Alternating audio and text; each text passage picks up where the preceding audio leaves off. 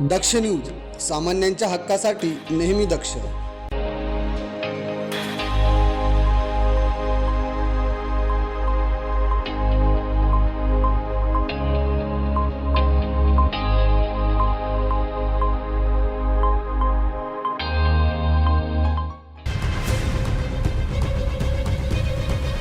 कायद्याचा बालेकिल्ला असलेल्या नाशिक शहरात गुन्हेगारीच्या घटनांमध्ये वाढ झाली आहे.